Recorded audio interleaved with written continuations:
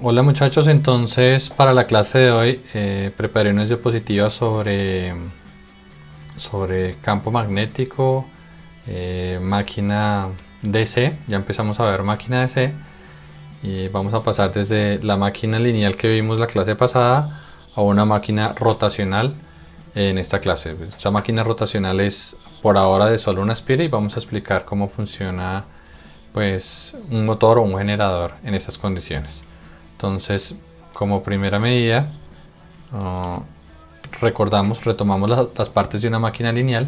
En esta diapositiva que ustedes ven, encontramos pues lo que habíamos visto en la clase pasada. Teníamos un circuito de armadura, ¿cierto? Que es por donde fluye la potencia, la energía que yo voy a transformar de eléctrica en mecánica, ¿cierto? Que hacía parte, para ese circuito hacía parte de una R sub A, R de armadura, y una barra que se está moviendo, puede moverse de izquierda a derecha, ¿cierto? Entonces tendríamos eso como circuito de armadura.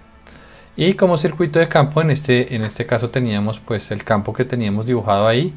Y si es un electroimán, pues ese electroimán es el que se va a llamar el circuito de campo. Teníamos dos partes identificadas ahí de esta máquina lineal. Ahora, ¿cómo se vería eso en una máquina rotacional? Miremoslo.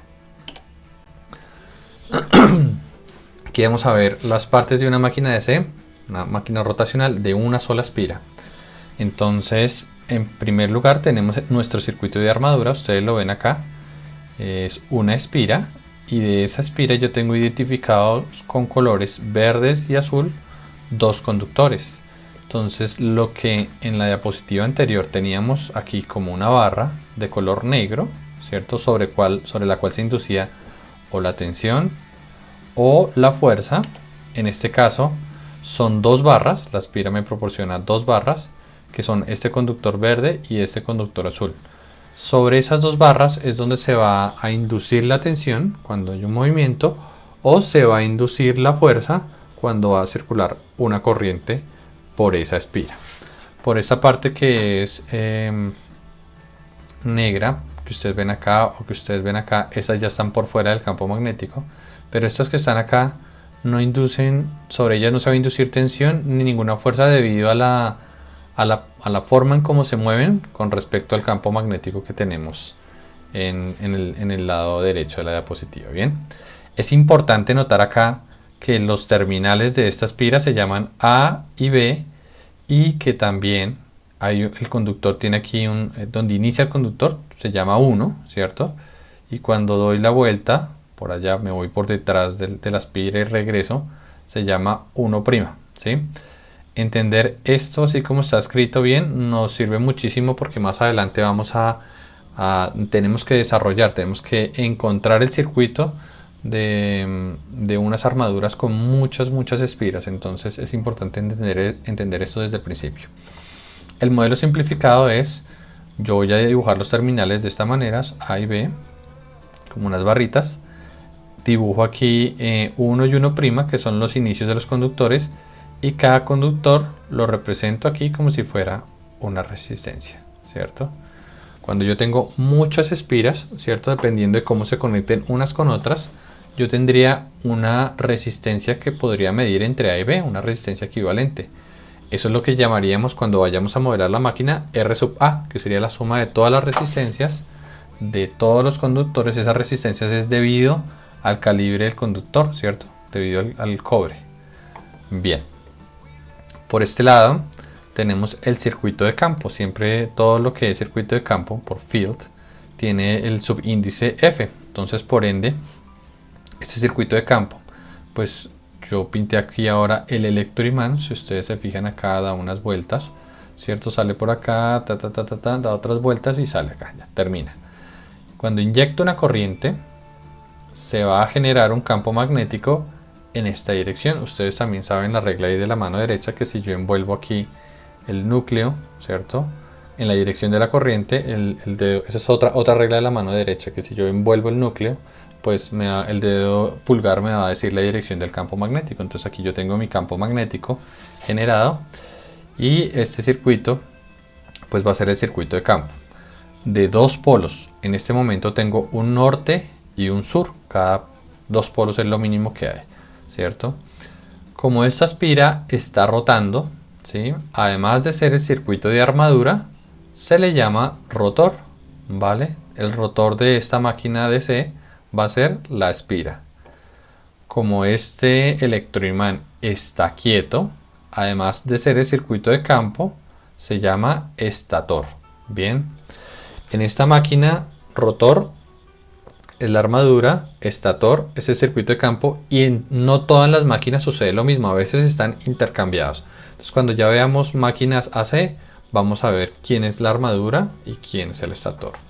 Bien, acuérdense que la armadura, generalmente cuando uno está viendo los motores, cree que la armadura es la parte de afuera porque pues parece una armadura y protege el motor.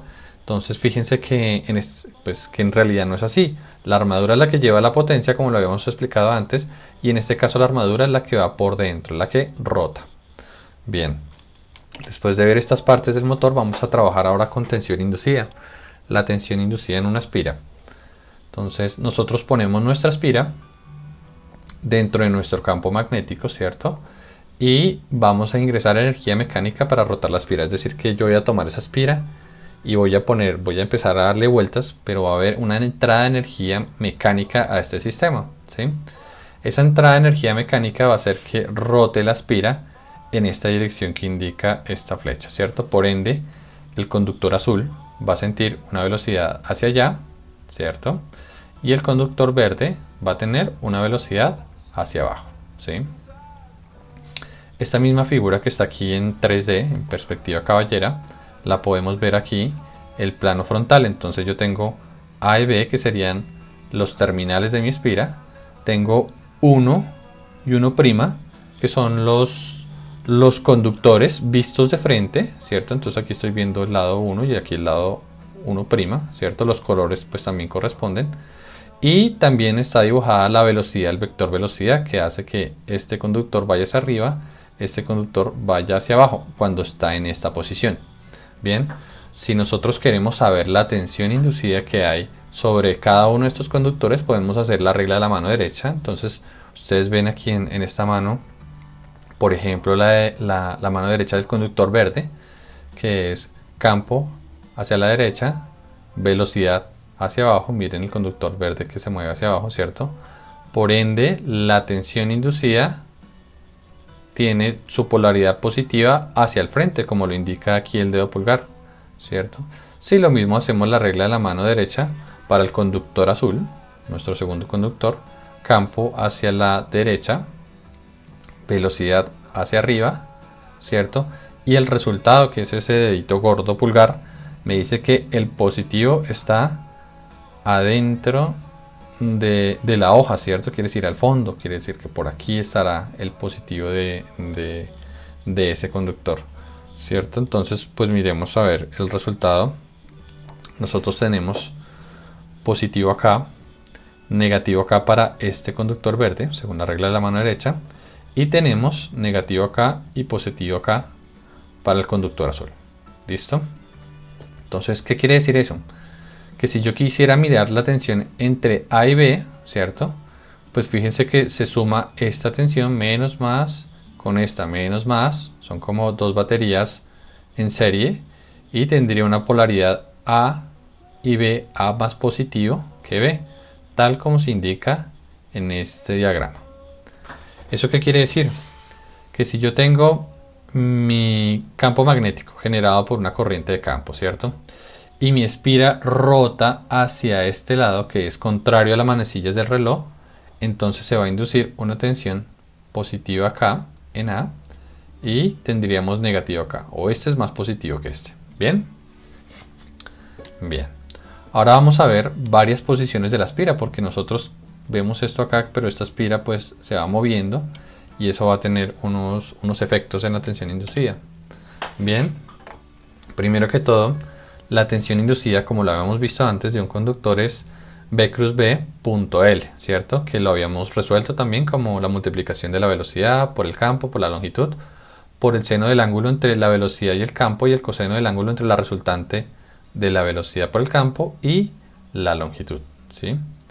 Entonces, la tensión inducida se podía reducir como B por L si la velocidad está a 90 grados del campo y si la longitud está en la misma dirección que esta resultante, o sea que este ángulo es 90 y este coseno es 0. Esta tensión inducida es solo válida cuando la espira está en posición horizontal. Quiere decir que cuando la espira está en esta posición, mi velocidad está arriba con respecto al campo magnético, yo tengo 90 grados, ¿sí? Y la resultante de esto me da hacia el fondo, que tiene la misma dirección que la longitud, que es 0 grados, ¿sí? Para ese caso, mi tensión inducida en un solo conductor va a ser lo que teníamos antes, velocidad por campo por longitud. Debido a que nosotros tenemos dos conductores que se están moviendo ahí y están conectados por la espira, entonces la tensión inducida entre A y B o de A con respecto a B es igual a 2 veces la velocidad por el campo magnético por la longitud. Entonces, si ustedes miran en el libro, esto se conoce la tensión de la espira cuando está en la cara del polo. Estas son las caras de los polos, ¿cierto? ¿Sí? Y en este caso la espira, cada uno de los conductores apunta a una cara. Cuando los conductores apuntan hacia la cara directamente, perpendicularmente más bien, entonces quiere decir que ahí se va a inducir la máxima tensión y esa tensión va a ser igual a 2 veces la velocidad por el campo por la longitud. Bien, ahora sí cambiemos de posición la espira. Entonces vamos a cambiarle, vamos a empezar desde una posición vertical, ¿sí? Y vamos a ver que la tensión inducida en la medida que la espira va rotando, como yo ingresé energía mecánica y la estoy rotando con la mano, pues voy a ver la tensión inducida. Y miremos este caso inicial que se llama C1. Entonces en C1, miremos que para el conductor A, ¿sí?, la velocidad y el campo están a 180 grados, ¿cierto? Y para el conductor B, que está aquí, el 1', la velocidad y el campo están a 0 grados. Quiere decir que el ángulo entre estos dos vectores me va a dar 0 grados. Eso quiere decir que la tensión, en este caso, cuando la espira está vertical, es 0, así como lo indica aquí en la gráfica. Empezamos con 0 grados. Fíjense que aquí la tensión la iba a poner completa 2 veces la velocidad por el campo por la longitud por el seno del ángulo entre la velocidad y el campo magnético. No pusimos coseno de alfa porque coseno de alfa, debido a la disposición de la espira, siempre nos va a dar que es 0, o sea, coseno de 0, perdón. Entonces da 1, ¿sí? Entonces por eso ese término se quita en esta posición de la espira. Y lo único que me afecta la tensión inducida va a ser el ángulo entre la velocidad y el campo magnético. Bien, si eso es así, esta espira siente 0 tensión, o más bien sobre esta espira se induce 0 tensión cuando está en vertical. Posteriormente la espira gira, tenemos un ángulo más o menos de 45 grados, lo ven aquí en el caso 2. Y en el caso 2, fíjense aquí la velocidad y el ángulo, perdón, y el campo magnético tienen un ángulo de 90 más 45, 135 grados, ¿sí? Por este lado de acá tenemos un ángulo entre la velocidad y el campo magnético de 45 grados. Entonces el seno de esos ángulos es el mismo, da 0.707 y es alrededor de este valor que tenemos acá. Bien, entonces esa es la proporción de tensión inducida entre 0 y 1, ¿sí? Y quiere decir que la tensión empezó desde 0 cuando estaba en vertical y va en esta posición, aumentó a 0.7 cuando llegó a la posición 2. En el caso 3, como habíamos visto al principio, será el caso de máxima tensión inducida. Y entonces en el caso de máxima tensión inducida, yo tengo que la velocidad y el campo, en los dos casos, en los dos conductores, es 90 grados.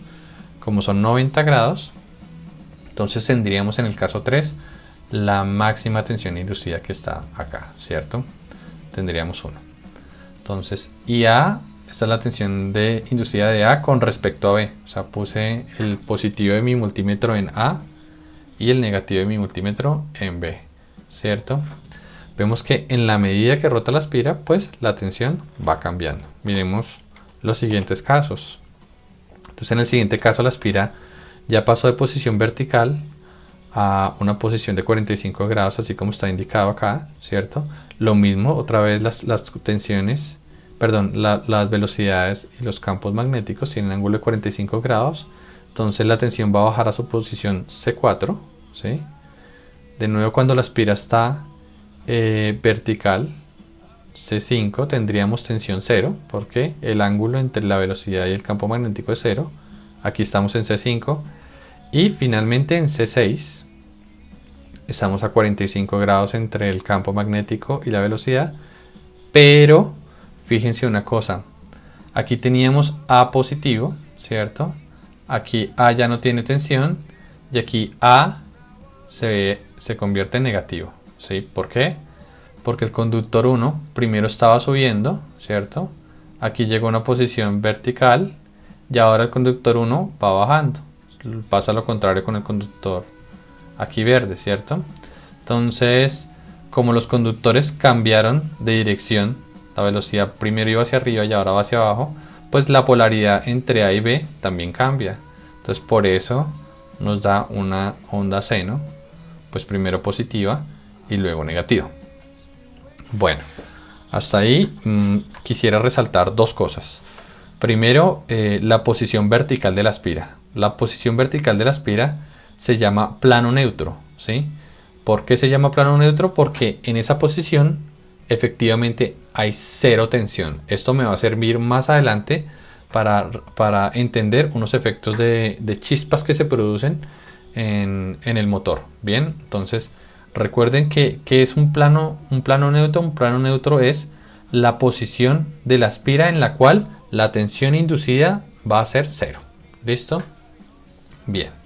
Lo segundo que les quería mostrar era, estamos viendo fundamentos de máquina DC, pero pusimos nuestra máquina a generar una tensión y nos está dando una tensión AC.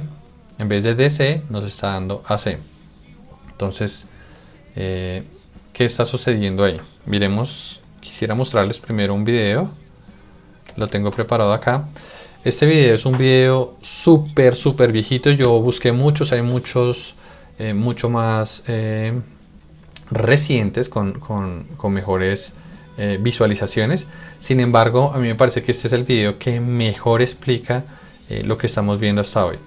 Entonces tengo una aspira, en esto que ustedes ven, tengo una aspira. Y pues para poder girar sin que se me entorchen los cables, para conectarlos entre lo que llamamos en las diapositivas A y B, en este caso pusieron dos anillos. Miren, un anillo acá y otro anillo acá. Y pusieron aquí estas dos conexiones, ¿sí? En realidad estas conexiones se llaman escobillas. Entonces las escobillas que me permiten conectar algo que está quieto, que es mi voltímetro, a algo que se está moviendo, que es mi aspira. Entonces en la medida que gira la aspira, la escobilla siempre va a tocar el mismo terminal A o el terminal B. Bien, esta aspira también va a tocar el otro terminal de la aspira. Entonces este video estaba en inglés, encontré una versión también que tiene subtítulos en español. Espero que se puedan ver a través del video que también les estoy mostrando. Sin embargo, lo pueden buscar en internet. Se llama Motores y Generadores Eléctricos. Bien, miremos entonces este pedazo. The generator of EMF can also be made by rotating a single turn coil within a stationary magnetic field of two magnets with opposite polarity. The loop now, in effect, becomes two conductors, because both the top and bottom sections cut magnetic lines during rotation. Fíjense bien que aquí en el voltímetro estamos viendo, aquí está el 0, y dependiendo de la posición de la aspira genera positivo, genera negativo, genera positivo, genera negativo, que es la señal seno que estamos viendo en teoría.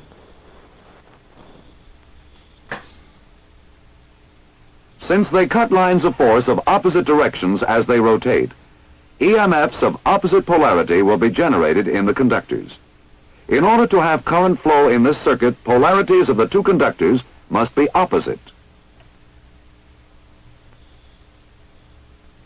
The amount of EMF generated at any instant is determined by three factors: the strength of the magnetic field, that is, the number of lines of force, the length of the conductor cutting the lines of force, and the velocity with which the conductor is turning. We can determine the amount of instantaneous EMF by a simple formula. The instantaneous EMF E equals B, the strength of the field, times L, the length of the conductor cutting lines of force, times V, the velocity of the conductor. An increase in the number of lines of force or the strength of the field increases the instantaneous EMF in the conductor.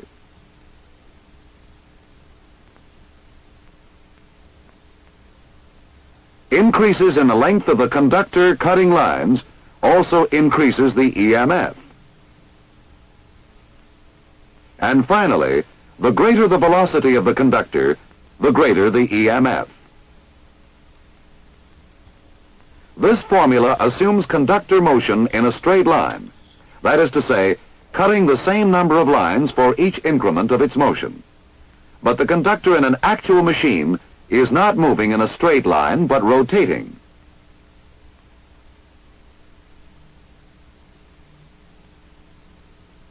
When the conductor moves in a rotary path, the number of lines cut varies depending on the position of the conductor. At the top of the field, for instance, no lines are being cut and no EMF is generated. As the conductor keeps turning, the number of lines cut increases, so that at a quarter turn or 90 degrees, the maximum number is being cut and maximum EMF is generated. Again, at 180 degrees, no lines are cut, no EMF. We reach a maximum again at 270 degrees, and finally, again at 360 degrees, no lines are cut. The conductor has rotated 360 mechanical degrees, which correspond in this instance to 360 electrical degrees. Therefore, when the conductor moves in a rotary path, another factor is added to the original formula for the determination of instantaneous EMF. The formula that now applies is instantaneous EMF equals field strength times the length of the conductor times velocity multiplied by sine theta.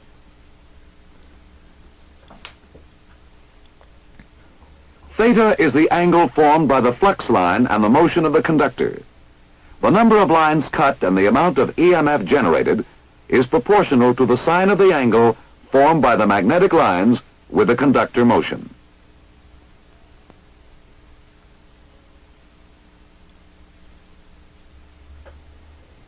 A graph of EMF versus conductor position during one revolution will be a sine wave representing alternating current, or AC. All rotary generators produce AC internally.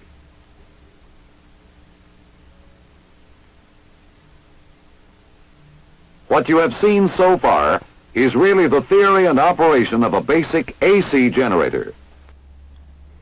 Listo, bien. Entonces, como vimos ahí, nuestra aspira está generando una tensión AC, ¿cierto? En este momento. Y vimos que ahí en el ejemplo que mostraban en el video, que si yo incremento o las líneas de campo magnético, o sea, incremento B, o incremento la velocidad o incremento la longitud, pues eso se va a ver reflejado en la magnitud de tensión inducida que vamos a tener en la aspira. Bien, regresemos a las diapositivas. Entonces, ¿qué tendríamos que hacer ahora para pasar esta tensión, que es AC, en DC? Pues tenemos que usar un elemento que se llama un colector. Entonces, para un colector, es esto que ustedes ven aquí en esta fotografía, es esta parte en cobre, ¿sí? Que ustedes ven que tiene varias secciones, se llaman secciones de colector, ¿sí? Y cada una de estas secciones pues no tiene contacto con la siguiente, ¿cierto? Sino que está conectada por acá a través de las espiras, ¿cierto? Las espiras dan muchas vueltas allá en todo el eje y regresan y se conectan a otro segmento de colector. Bien, ustedes ven aquí en esta gráfica está puesto un colector, ¿sí? Con dos secciones de colector. Cada sección está conectado a un terminal de la aspira. Bien. Entonces tengo el colector, dos secciones de colector, la aspira aquí AB conectado a esas secciones de colector, y tengo un par de escobillas que se llaman, en este caso les puse el nombre XY, son las que trabajamos más o menos en el curso. Entonces quiere decir que aquí este cable y esta aspira ya no se mueven, ¿cierto? Y el colector va a rotar con la aspira, ¿sí? Entonces la corriente o la tensión la voy a medir ahora en X y Y, ¿cierto? Y X y Y, dependiendo de la posición de la aspira, X va a tocar o a A o a B. Esto que está acá se representa cuando miramos de frente de esta manera. Entonces miren que, bueno, no quedó muy bien separado. Realmente aquí hay dos secciones de colector, o sea, dos medios círculos, dos semicírculos. Y miren las escobillas que están representadas por dentro de la máquina. Eso no puede pasar acá, pero la forma de representarlo para poderlos estudiar es acá. X y Y son las escobillas, se quedan quietas y en este caso están puestas dentro de los semicírculos. ¿Listo? Esta sección de colector me está tocando a A y esta sección de colector me está tocando a B. Bien, entonces cuando tenemos eso, si volvemos a hacer nuestras posiciones de la aspira, entonces vamos a empezar desde la posición vertical. En la posición vertical, fíjense que X y Y, las escobillas, están tocando las dos secciones de colector. Entonces en realidad están haciendo corto, ¿vale? ¿Por qué? Porque pues entra X y no pasa por la escobilla, sino coge el camino del colector y sale por Y, ¿cierto? Si yo quisiera inducir una corriente. O si hubiera una tensión inducida, pues también estaría en corto, porque a través de la escobilla toca a B. Entonces por eso les mencionaba que el plano neutro es muy importante, porque mire que en el plano neutro, como en ese momento no se induce tensión, no importa que las escobillas hagan corto, ¿cierto? Con los colectores, ¿vale? Con las secciones de colector. Listo, entonces en esta posición ya sabemos que nuestra tensión es 0. Las escobillas pues verán la tensión ahora inducida, no las miraré entre A y B, sino la voy a mirar entre X y Y, ¿sí? Y la tensión inducida pues ya sabemos que es 2BBL por el seno del ángulo entre la velocidad y el campo magnético. En este caso tendríamos 0, ¿cierto? En la posición siguiente ya vimos que la tensión inducida en este conductor y en este conductor harían que mi tensión entre A y B fuera positivo y negativo. Y si ustedes miran la tensión de X y Y, como X está tocando solo a A y Y está tocando a B, entonces X es más positivo que Y. Por lo tanto, la tensión es hacia arriba, acá. Tendríamos nuestra posición C2. Bien. Y en la posición horizontal, que es donde más se induce tensión, lo mismo, mi escobilla X está tocando solo a A, que es la positiva, y mi escobilla Y a B, que es negativa. Entonces tendríamos nuestra máxima tensión inducida acá, ¿cierto? Si seguimos observando las demás posiciones, baja mi conductor 1 a X, sigue tocando a esta sección de colector, ¿cierto? La inferior, ¿sí? Entonces en la posición 4 baja la tensión, ¿sí? En la posición 5 ustedes ven que la tensión inducida vuelve a ser 0, ¿cierto? Entonces, y las escobillas están en corto con los segmentos de colector, que sería aquí esta posición 5. Y en esta posición 6 es donde cambia el asunto. Entonces en la posición 6, X, que antes estaba tocando al colector A, ¿cierto? En las posiciones anteriores y aquí en corto, ahora X toca a B. Y B, que antes era negativo porque su conductor iba subiendo, ahora es positivo porque su conductor está bajando. ¿Qué quiere decir eso? Que uno cambió la polaridad inducida en cada uno de los conductores, pero también, como está este colector, cambié la conexión o sea, qué es lo que conecta X y qué es lo que conecta Y. Ahora X está conectado en B.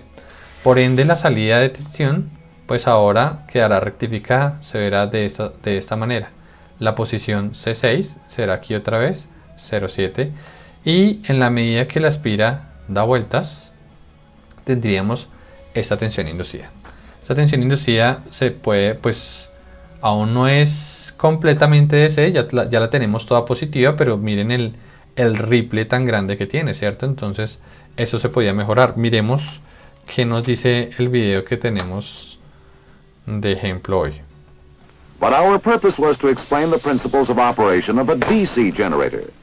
To get direct current, we will attach each end of the conductor to a segment of copper, forming a commutator.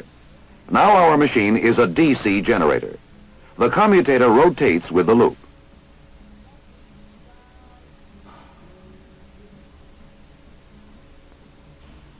Stationary contacts, carbon brushes, ride on the commutator segments. They provide... Fíjense acá, bueno, se me fue un tricito el video, pero cuando la espira está en posición vertical, las escobillas están tocando ambos segmentos de colector, aquí el que está oscuro y aquí el que está clarito. Entonces cuando la espira está vertical no se induce tensión, por ende este corto pues no importa que haya corto, pues porque la tensión es cero. Si hubiera una tensión inducida acá y estas escobillas hacen corto, habría chispas en el colector. Eso es un problema que se ve más adelante con estos motores DC. Provide a means of connecting a meter or any other load to the generator. The loop of a conductor, wound on a rotor, and the commutator are referred to as the armature. As the loop revolves and the EMF in the conductor reverses polarity, the connections to the load are also reversed and the current flow will maintain the same direction externally.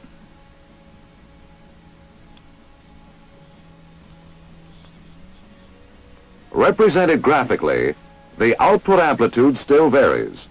The DC is in the form of pulses.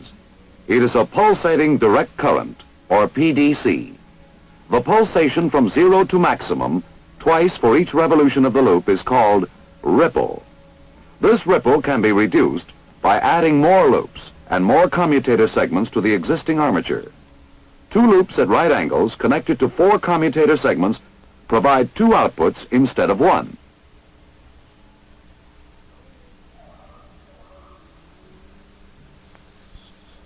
These outputs are 90 degrees displaced or apart, which combine to smooth the DC output.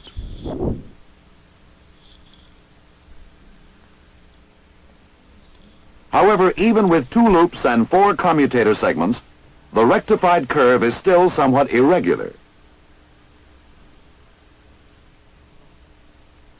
By adding magnets, we increase the number of fields cut by the armature. As we increase the number of loops and commutator segments, the variation between maximum and minimum value decreases.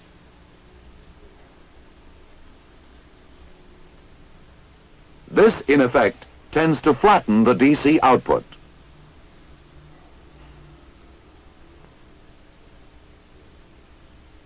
Practical DC generator armatures have a great many loops wound on a rotor.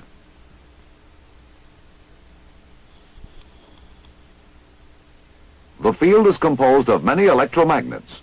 Together, these factors tend to create an almost pure DC output.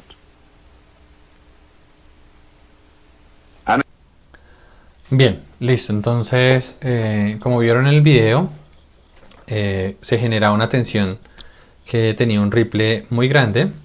Y luego ellos, para corregirlo, lo que hicieron fue poner más espiras, pero no en la misma posición de la espira inicial, sino en el caso, mostrar un ejemplo donde pusieron una espira a 90 grados. Y pues la tensión inducida, pues se mejoró el ripple de la tensión inducida, ¿cierto?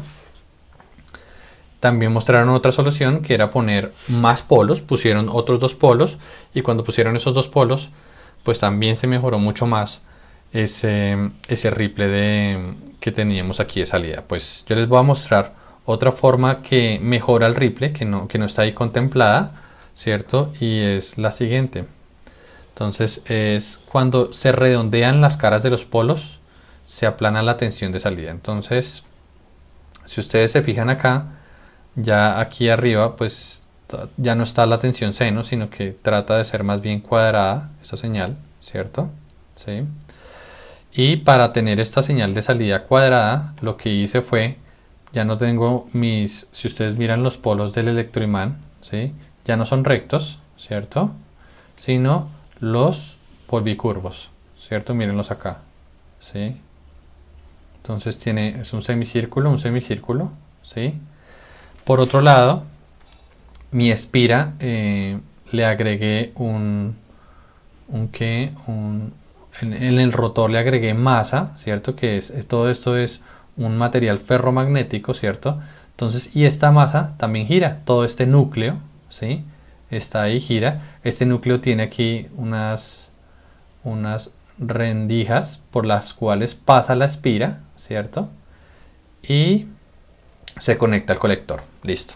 Entonces, ¿para qué sirve eso? Entonces, en primer lugar, el hecho de poner un núcleo metálico, un núcleo de hierro, ¿sí? De hierro laminado, hace que mejore la permeabilidad del circuito magnético.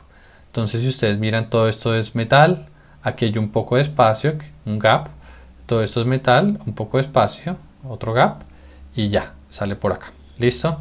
Entonces, cuando reduzco este espacio, esta porción de aire, mejoro la densidad de campo magnético, ¿cierto? Hay menos pérdidas en el núcleo, ¿bien?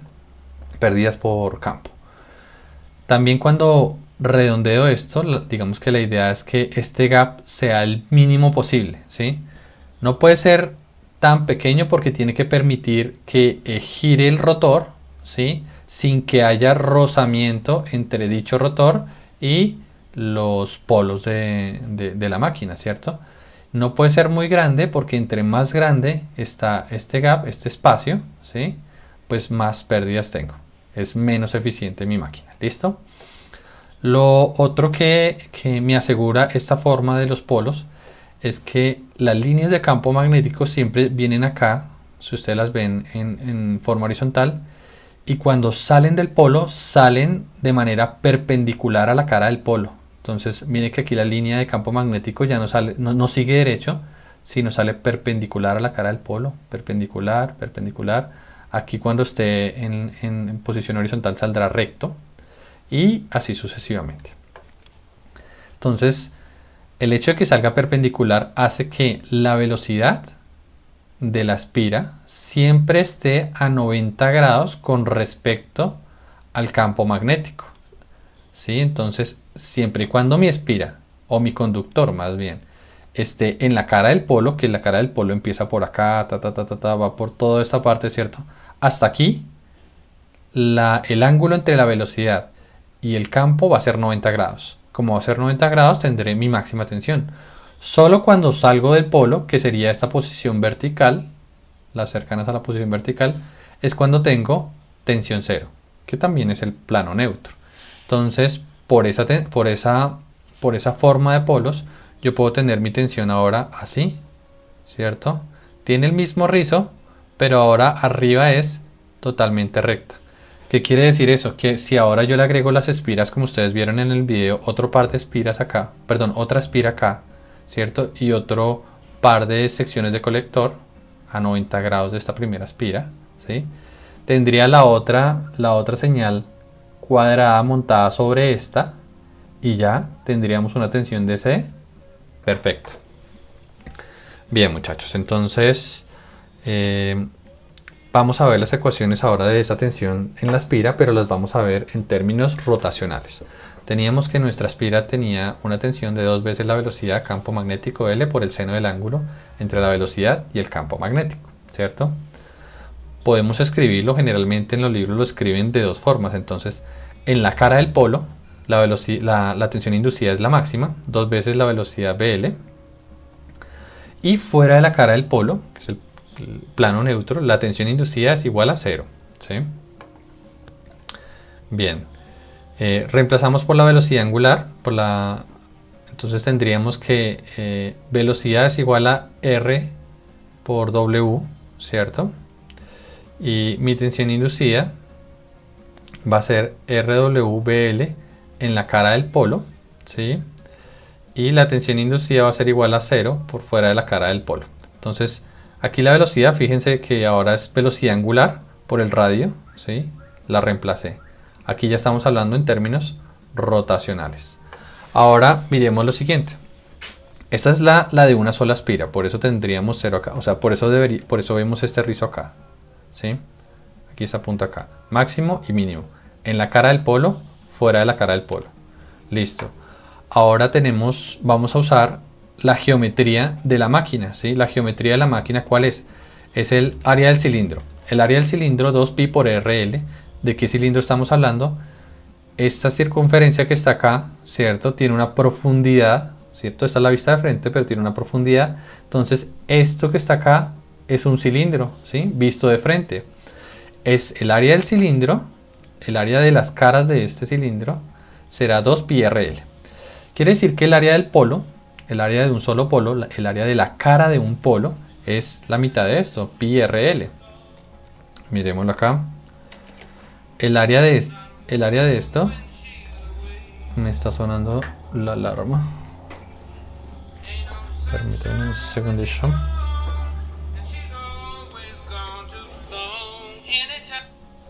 Bien, muchachos. Entonces quiere decir que el área del polo, que es esta de acá, esto que vemos acá hacia el fondo, pues genera un área, y esa área del polo pues va a ser pi RL. Yo puedo de esta ecuación despejar RL y me da RL es igual a área del polo sobre pi. Y ahora fíjense que en la ecuación anterior que tenía acá, 2RWL, tengo una R y tengo una L. Entonces yo puedo reemplazar esa R y esa L y ponerlo en términos del área del polo. La ecuación me queda así. 2 sobre pi, área del polo por B, por velocidad angular, y aquí 0. También nosotros tenemos que flujo es igual al área por la densidad de campo magnético, ¿cierto? Entonces esta ecuación la podemos resumir de esta manera. 2pi por flujo por velocidad angular, ¿sí? La tensión inducida es igual a 2pi flujo velocidad. ¿Listo? La tensión inducida fuera de la cara del polo es igual a 0. Esta ecuación es la que vamos a usar en todo el semestre. La escribimos de varias formas, pero esta ecuación siempre se escribe como tensión inducida es igual a K flujo W. K, que en este caso es 2 sobre pi, se llama la constante de la máquina y hace referencia a la geometría de la máquina. Si se dieron cuenta que esto salió calculado del área del polo, ¿cierto? Entonces, dependiendo de la geometría de la máquina, esta K cambia, ¿vale? 2 sobre pi. Listo. Si nosotros hacemos el mismo ejercicio para fuerza inducida, tendríamos que ahora nuestra espira que está acá ingresa una corriente, ya no va a ingresar energía mecánica, sino ingresa energía eléctrica. Voy a inyectar una corriente de armadura por A, por el terminal A, va a fluir de esta manera. Y si nosotros hacemos la regla de la mano derecha, que ustedes las ven aquí para cada uno de los conductores, pues tendríamos unas fuerzas inducidas en esas direcciones.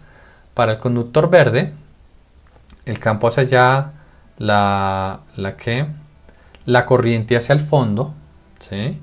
Entonces tendríamos una fuerza resultante hacia abajo, y de la misma manera, pues si hacemos la regla para el conductor azul, tendríamos una fuerza resultante en dirección hacia arriba. La vista frontal la tenemos acá.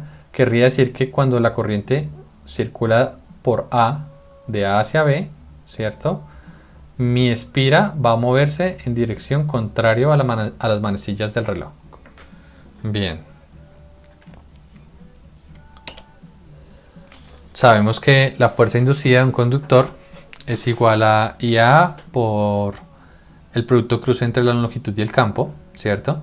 Y para esta posición horizontal, la fuerza inducida es igual a IA por BL, que sería la máxima de un conductor, ¿vale?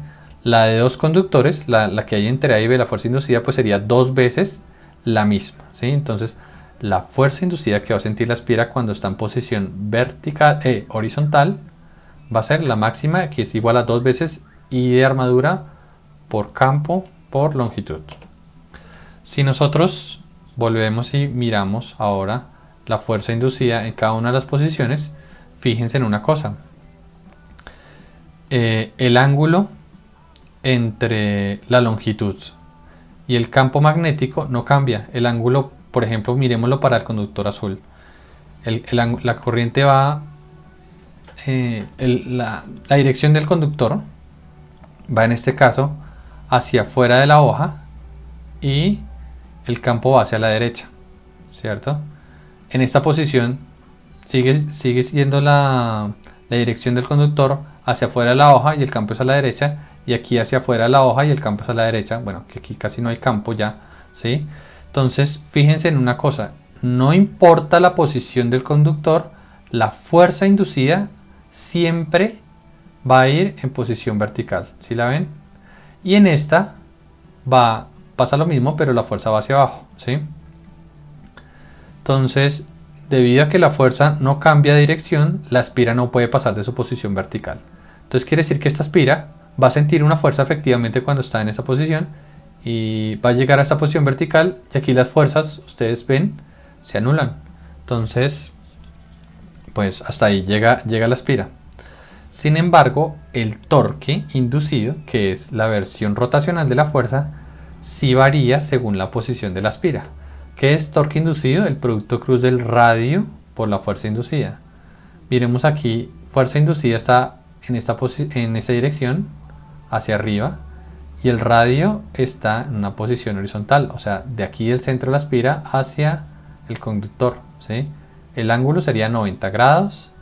Aquí el ángulo entre el radio y la espira, perdón, entre el radio y la fuerza inducida sería de 45 grados, ¿sí? El radio siempre se mide como un vector del centro hacia afuera. Entonces este vector, para saber el ángulo entre este vector y el vector fuerza, tengo que unir la cola de los vectores, eso me da 45 grados. Y aquí el ángulo entre el radio y la fuerza va a ser 0.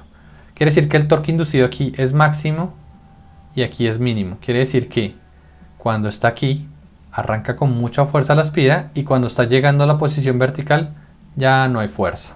¿Listo? Bien. Si a nosotros a esa tensión inducida le agregamos a esa espira, le agregamos nuestro colector que ya hemos explicado antes, entonces se vería así. Ya sabemos cuáles son las escobillas, ya sabemos los segmentos de colector, ya sabemos que ahora vamos a medir entre X y Y, o más bien la corriente entraría por X, ¿sí? Nosotros podemos ver, ahora lo que yo quiero observar no es la fuerza inducida, sino el torque inducido, ¿vale? Entonces el torque inducido va a ser igual a 2 veces el radio por la corriente de armadura por B por L por el seno del ángulo, ¿vale? Este ángulo sub 1, es el ángulo entre la fuerza inducida, ¿cierto? Y el radio. Acuérdense que no es el ángulo que teníamos antes, que era entre la velocidad y la corriente, ¿cierto? Entonces, ¿qué es lo que pasé? Pasé de la ecuación de fuerza inducida, 2IABL, lo que hice fue desarrollar este torque inducido, y este torque inducido me da ahora 2 radio IA por el campo, por el seno por el campo, por la longitud, por el seno de el ángulo entre la fuerza inducida y perdí el hilo. El ángulo entre la fuerza inducida, perdón, y el radio. Sí, ya recorrí el hilo. Entonces, ¿cómo se ve? Aquí debería decir proporción de fuerza inducida. Me perdona la diapositiva, me descaché. Entonces la fuerza inducida empieza, si estamos aquí desde esta posición, tendríamos 0, y en la medida que cambia posición, ¿sí?, el torque inducido aumenta hasta que llega a su máximo en una posición horizontal. Si vemos las demás posiciones acá, pues pasa lo mismo que la tensión inducida, ¿cierto? El torque, me disculpan, aquí es torque inducido, ¿sí? El torque inducido pues está cambiando en función de la posición de la espira, ¿sí? Ese torque inducido es como si la espira girara, pero no girara a una velocidad constante, sino que a veces gira más rápido, a veces gira más despacio, dependiendo de la fuerza que siente, ¿cierto? Y eso con una espira no se puede mejorar. Si nosotros hacemos el redondeo de las caras, dado que esto no depende del ángulo entre el campo magnético y la corriente, sino que depende del ángulo entre el radio y la fuerza inducida, entonces esto no va a variar mucho, ¿vale? De la misma manera que teníamos para las ecuaciones de tensión inducida, pues vemos que aquí el torque inducido es 2RIA BL seno de este ángulo, ¿sí? Por lo tanto, en la cara del polo voy a tener lo máximo 2RIA BL y fuera de la cara voy a tener 0. Aplico lo mismo que le apliqué a la tensión inducida, hallo el área del cilindro, ¿cierto? 2πRL, hallo el área del polo, la mitad de esto despejo RL, y con este RL, mírenlo aquí, una R y una L, en esta ecuación cambio, ¿sí? Reemplazo, y me da que el torque inducido, ¿sí?, en la espira, ¿sí?, es 2pi por área del polo por B por IA, y torque inducido fuera de la cara pues me da 0. Si reemplazamos este área del polo por densidad de campo, lo reemplazamos por flujo, nos queda una ecuación muy parecida a la ecuación de tensión inducida, que es torque inducido es igual a 2 sobre pi flujo I. Bien, torque inducido en este caso es igual a 0 por fuera de la cara del polo. Entonces torque inducido es igual a K flujo por la corriente de armadura. Esa es una ecuación también muy general que vamos a usar de aquí en adelante en máquinas eléctricas. Acuérdense que siempre es K flujo y A, ¿vale? En la otra sería K flujo W. Y K representa la geometría de la máquina. En este caso, como es una espira, es solo 2 sobre pi. Más adelante vamos a ver qué pasa si tienen muchas espiras. Resumiendo, tenemos entonces, primero que la armadura consta de una espira, que son 2 conductores, y también la armadura es el rotor. Fíjese que cuando le agregamos el colector a esta espira, pues el colector ahora empieza también a ser parte de esa armadura. Lo siguiente es el electroimán, es un devanado de campo, y ahora ese electroimán también se considera un estator, ¿cierto? Porque ese electroimán no gira. Otra consideración es una espira girando en un conductor magnético genera una tensión AC. Una espira por la cual circula una corriente se moverá a su posición vertical y queda inmóvil, ¿cierto? Por ende tengo que incluir el colector. Si incluimos un colector en el eje de la espira, se va a inducir una tensión DC al ingresar una energía mecánica. Si yo le doy vueltas, se va a ingresar una tensión DC. Al incluir el colector en el eje de la espira, también se induce un torque variable que le permite a la espira girar cuando por ella circula una corriente DC. Entonces, de pronto no se me olvidó aclarar que cuando conecto el colector, ya la espira no va a quedar a 90 grados, no va a quedar vertical, sino ese colector le va a permitir girar indefinidamente. Bien. Y bueno, me quedo ahí un poco montado. Para disminuir el riesgo de la tensión inducida, para obtener el torque inducido más constante, es necesario poner más espiras y un colector con más segmentos. Entonces, en la siguiente clase que vamos a ver unos rotores mucho más detallados, mucho más elaborados, porque tienen más espiras, y vamos a aprender cómo sacarle el circuito equivalente a ese rotor para poderle hacer un análisis, el análisis que estamos viendo de tensión inducida y de torque inducido. Muchachos, espero que les haya gustado los videos, la clase. Si tienen preguntas, por favor escríbanme al correo, con mucho gusto las respondemos o lo charlamos en la otra clase para aclarar. Muchas gracias por todo.